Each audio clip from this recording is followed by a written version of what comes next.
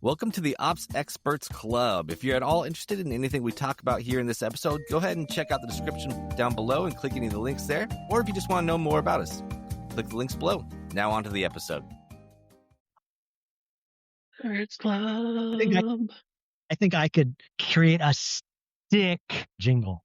What do you think about that, Terryn? I had a jingle set up ready to go. Dude, listen, everybody says that, bro. They call that bandwagoning. When like somebody else has a really good idea and then somebody else says, no, I already did that once, but I never showed it to anybody. It's like the biggest trout that I've ever caught, but I was fishing by myself and I didn't have my camera. Are you ready for it? When your team's in a muddle and chaos reigns, Ops Experts Club gives you the gains. Yeah, okay, you win.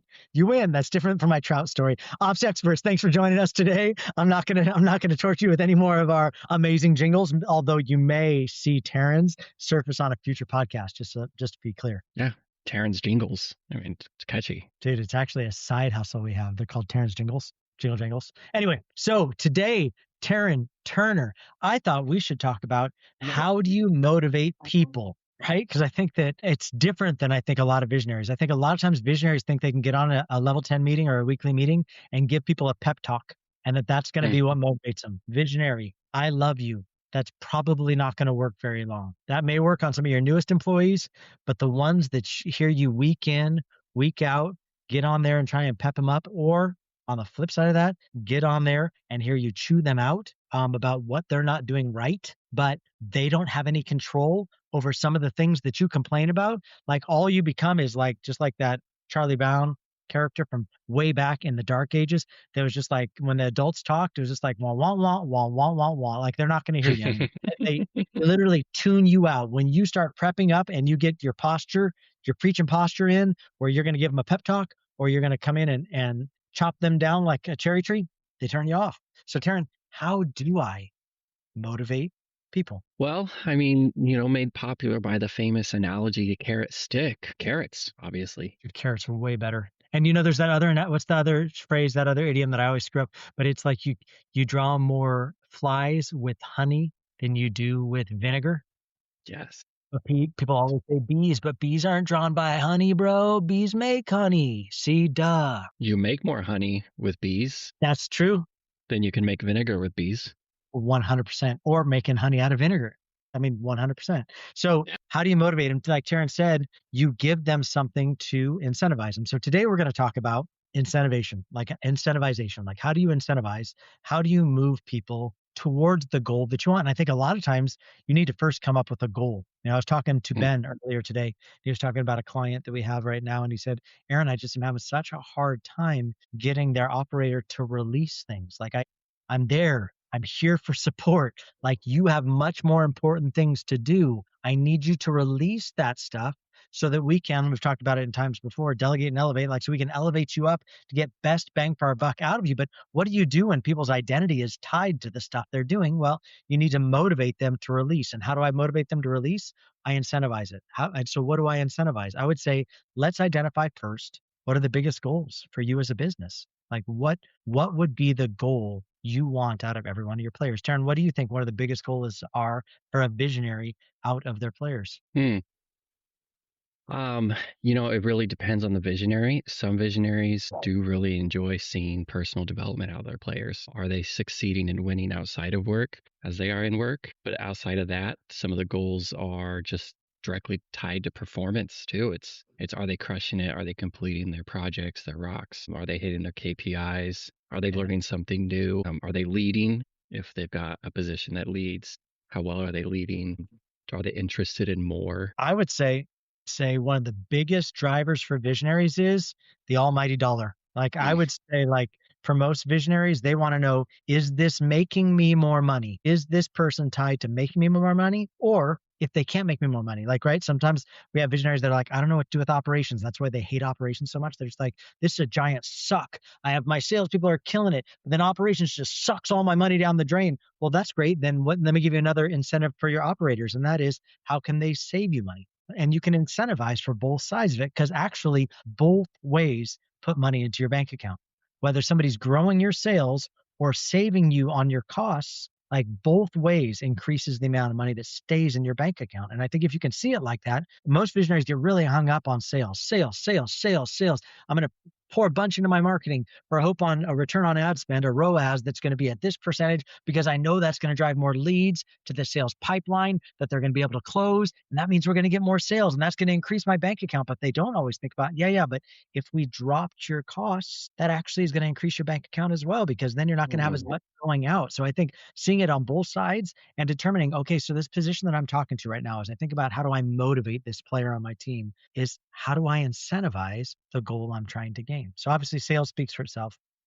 You're going to motivate your salespeople by selling, give them a goal, don't pay their incentive if they don't hit the goal. Make sure it doesn't, that your commission, your incentive isn't the same thing as compensation, right? Like give them a comp, right? Give them a base where they're going to be making a certain amount of money, but sales incentives only get paid out once they hit that goal. Terryn, let's talk a little bit about the way Collab team does incentivization for, not for selling, but for profit sharing, but it is tied to a numerical goal. Yeah, for sure. And this is something you can see in a lot of different models where you're taking on multiple clients underneath you as a company, and clients can be managed by different players on the field. And instead of Aaron having to keep his eye on the ball across, what are we up to? 32 clients. Yeah. Each primary on the account is in charge of keeping their eye on the ball. How's our team doing on it? Are we keeping up on our hours? Are we spending too many hours? Are we spending not enough hours? Do we need to go dig in and find some more work? And then at the end of the month, were we profitable? Did we hit that profitability percentage that we need to be hitting? Because we also have costs we need to maintain. And so that's just a straight line profitability of how much we received and how much we spent in labor. But then, Aaron, you've got costs, you've got all the tech costs, you've got all the platform costs of us just being able to deliver successfully to clients. So we have to hit a certain percentage after labor so that you can pay all those.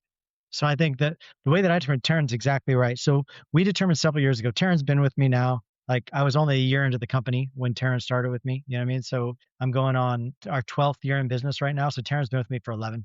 We got to a certain point where I was becoming the choking point because I was trying to stay in the middle of too many accounts. And so we determined the best way we can do that is let's remove Aaron from being the solution. Let's not lead so much with Aaron. Let's not make Aaron the center focal point of the website. Let's not make Aaron the center focal point of the delivery points. Let's empower these leaders on our team. And so we built a leadership team and we made them primaries over any accounts that come unto them. And then we created some multiple tiers underneath that, so I've got an upper level leadership team, and then I have a second tier and a third tier so that we're continually working people up the chain to become leaders. But the way that I can grow, the way that we could grow to 30 some odd clients, for forever, Collab team was, I just listened to a testimonial from Pete Vargas the other day, and he was sharing my information with somebody, that one of his friends, and he said, Aaron's the best. He carries like fractionally as an operator, he carries like 6 or 7 clients at a time. And I thought, wow, that wasn't that many years ago. You know what I mean? That we're 6 or 7 clients, and now we've grown it to where we're 30 something clients. We couldn't do that if I was going to try and be in the middle of it. So that became the goal. How do we get Aaron out of the middle of this? Well, we empower leaders. So we raised up primaries, which is the leadership team. Terryn, one of the ones that carries the biggest accounts. And I thought the ways that we do this is I'm going to profit share. I don't want to try and carry ownership in these accounts. I'm not even on these level 10 meetings. These are things that the primaries are carrying. So why don't I incentivize them to balance the profitability of the account, to make sure that the clients are happy that we're giving them enough hours, but not too many hours. And as long as they maintain a certain profitability, I would gladly give up a tenth of, so for us, I try and maintain 40% profitability. I give them 10% of my 40. I try and be generous with them on top of their hours. I think a lot of visionaries can feel like my compensation should be enough. The comp plan's enough. They make enough money, but everybody does better when you get them into a spot where they're not trading hours for dollars. That's how you live. Why wouldn't you want that for your people? And so I know for Terryn, there are times he may have 5, 6 different accounts that he's getting a rev share from, as long as he keeps them profitable. But that's the goal.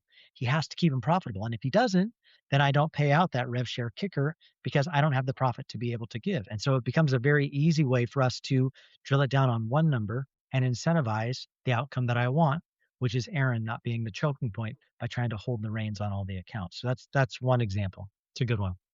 Yeah. What do you have to say to that, Terryn? I know I said a lot of talking. That's my favorite example. Yeah, I bet it is. Okay, so then, but let's say maybe you have a brick and mortar. We do a lot, operations for coffee shops and coffee businesses, or people that are in like that sort of business. We have bars that we run the same way, that are cost of goods heavy, right? Lots of ingredients, lots of ways that your team can actually poison the well by spending too much, right? You've got a manager that is trying to do right by you. They never want to run out of stuff. I never want to run out of stuff. But then you've got so much of your bank account tied up in inventory that it's actually affecting your profit loss because they're spending so much. They've got so much of a spend that they're consistently doing. So what we've encouraged people is, great, well, pull your P&L into some sort of incentive matrix that shows them sticks they can control. They can control costs, cost of goods sold, right?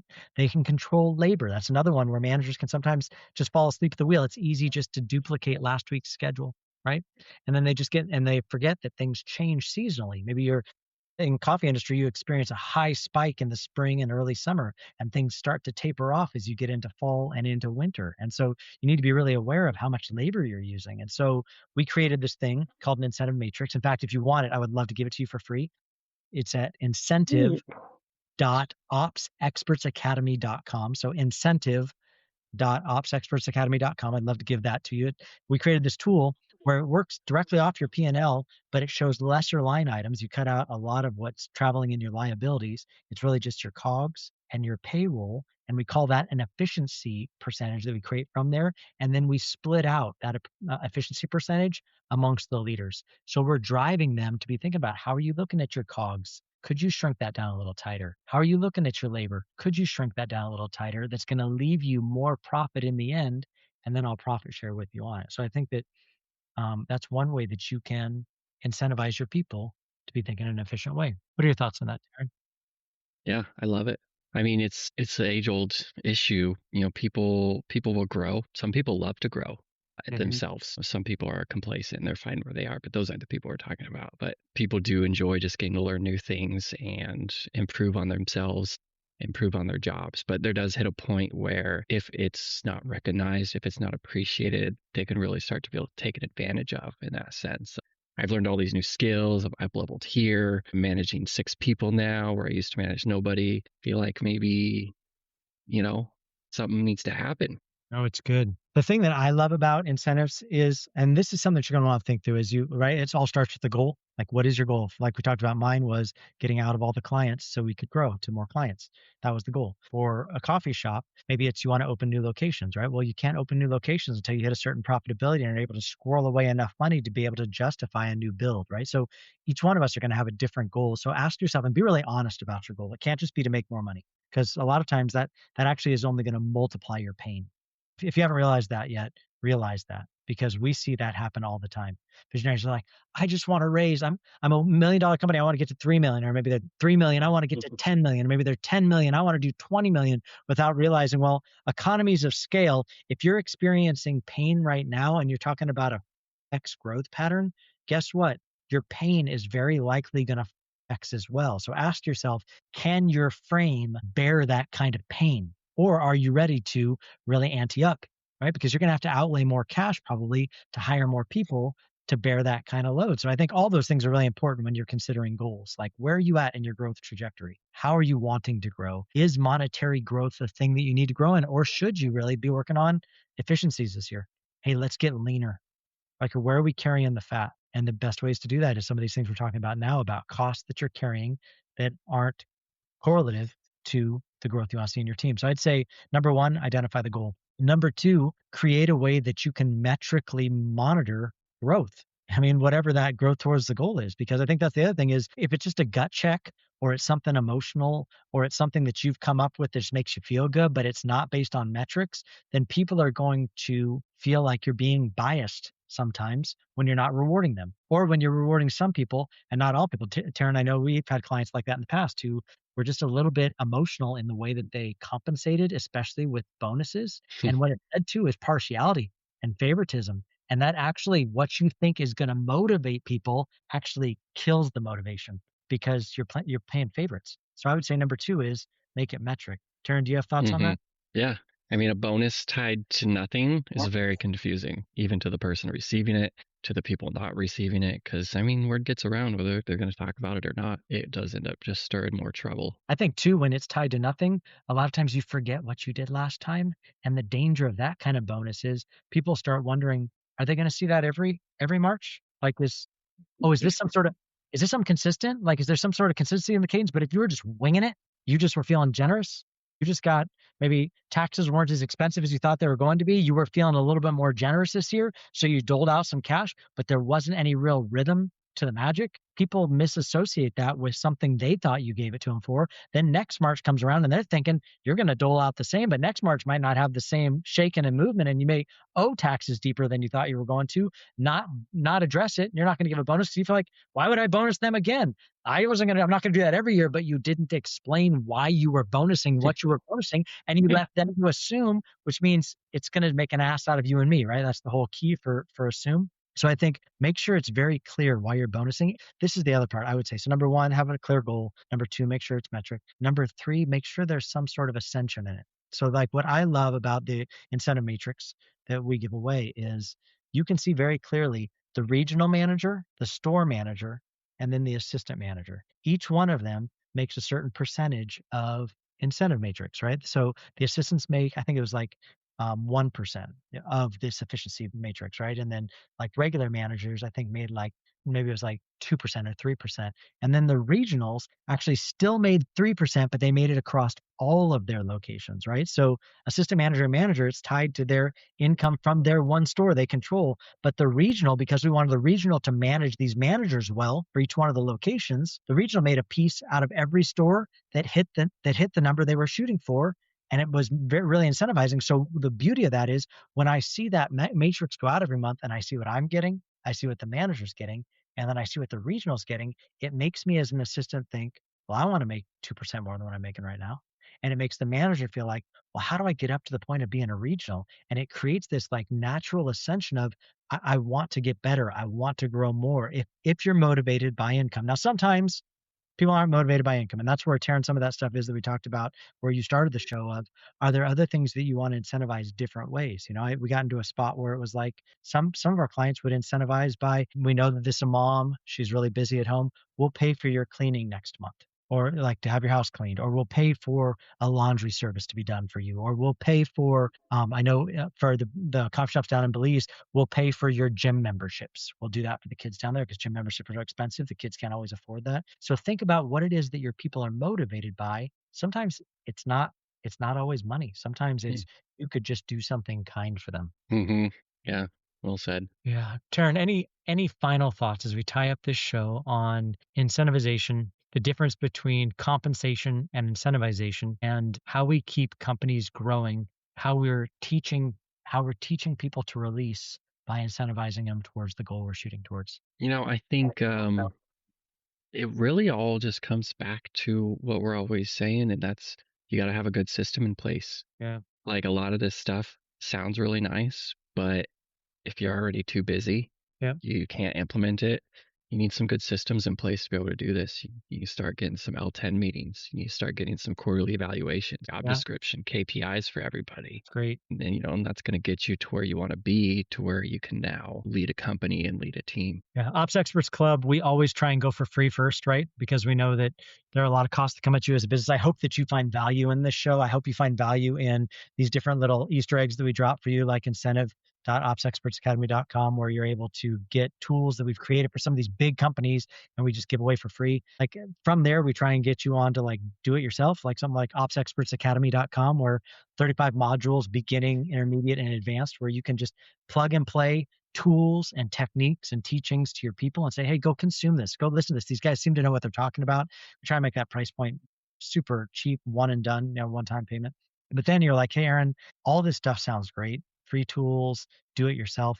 Bro, we're so freaking underwater. I'm so freaking overwhelmed. Everything you just said sounds so great. Do you just do that for people? And for sure, we do that all the time. So if you are interested in anything like that, you can always check us out, thecollabteam.com. Like we would love to talk to you there about ways that we can work with you. You can drop a message on any of the socials you're seeing these kinds of reels on. And we'd love to talk to you about ways that we can just come and install this stuff for you. Install level 10 meetings weekly, install quarterly eval systems for you so that you've got a good system you're using that for, help you determine what are the KPIs you're evaluating people on. And then from there, how do I begin to incentivize? Just know we always want to help here. I hope you enjoy Ops Experts and Terryn's jingles as our side hustle. And Terryn, thanks for always being an amazing co-host. Love you here on Ops Experts Club and Ops Experts. Thanks for joining us for another week on Ops Experts Club. Au revoir. Riverside's like you.